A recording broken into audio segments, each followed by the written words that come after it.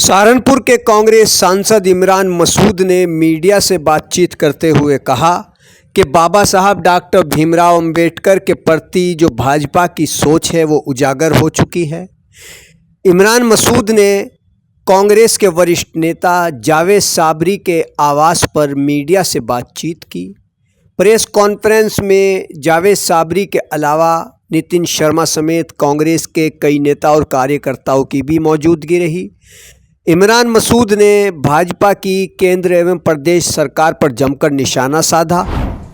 बड़ा महत्वपूर्ण विषय इस वक्त देश के अंदर चल रहा है। बाबा साहेब भीमराव अंबेडकर जी का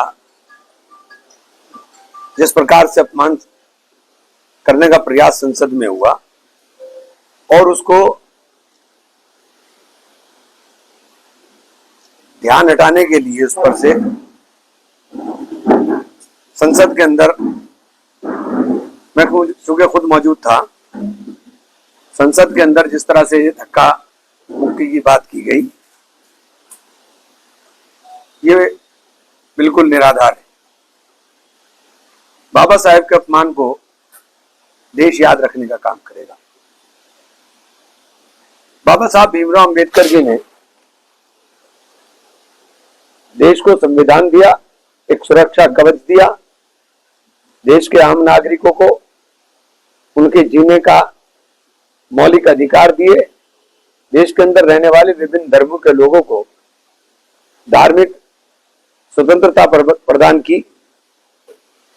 और जिस प्रकार से आजकल देश में चल रहा है, संविधान एक ऐसा ग्रंथ है जो हम लोगों की रक्षा कर सकता है। संविधान के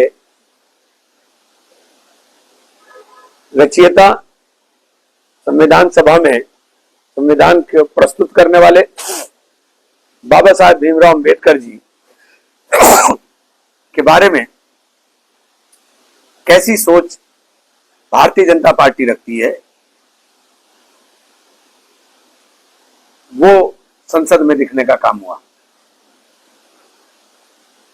हम लोग आज पूरे देश में कांग्रेस के सभी सांसद आज और कल सब पूरे देश में अपनी अपनी कॉन्स्टिट्यूंसी के अंदर इसी परिप्रेक्ष्य में वार्ता कर करके हम लोग चूंकि मौके पर मौजूद थे, कोई ऐसा घटनाक्रम वहां घटा नहीं। अगर कुछ घटता तो अब तक सीसीटीवी फुटेज सबके पास होते। प्रेस वाले वहां मौजूद थे, प्रेस के कैमरे लगातार चल रहे थे और ये बार बार कहना कि धक्का मुक्की और हमने कॉरिडोर दिया था। आप देख लीजिए, जिस टाइम राहुल जी जा रहे हैं, कौन सा कॉरिडोर था, पूरा रास्ता ब्लॉक किया हुआ था। तो हमारा तो यही है कि हम बाबा साहेब के अनुयायी हैं और बाबा साहेब के अपमान को किसी भी सूरत में बर्दाश्त करने वाले नहीं है।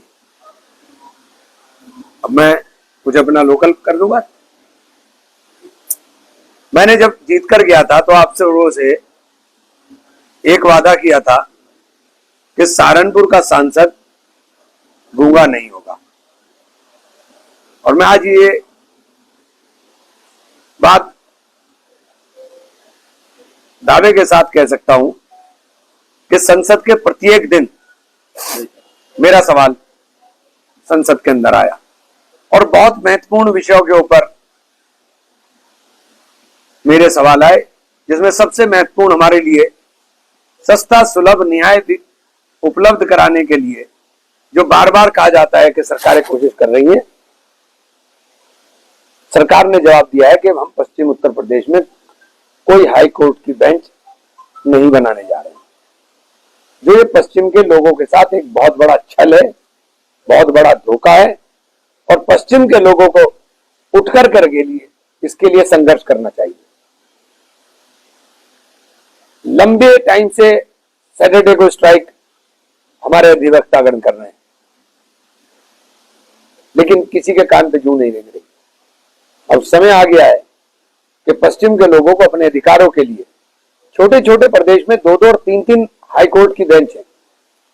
हमारी हाई कोर्ट की बेंच इतनी दूर है कि हम दूसरे देश की सीमा क्रॉस कर जाएं लेकिन अपने हाई कोर्ट की बेंच उससे दुगनी दूर है।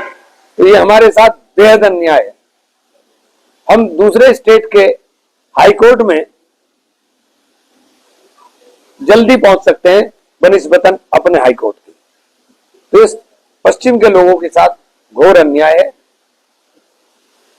और हम लगातार, क्योंकि अब तो सरकार ने मान लिया है कि कोई विचाराधीन है ही नहीं, कोई प्रस्ताव ही नहीं है, तो ये भी नहीं कह सकते क्योंकि संसद में जवाब दिया है। तो हम तो आपसे माध्यम से सबसे यही कहूंगा कि अब समय आ गया है कि पश्चिम के लोग अपने लिए, क्योंकि सस्ता सुलभ न्याय उपलब्ध कराने की जो बातें की जाती है वो खोखली है, अपने लिए खड़े होकर के हमें संघर्ष करना पड़ेगा। धन्यवाद।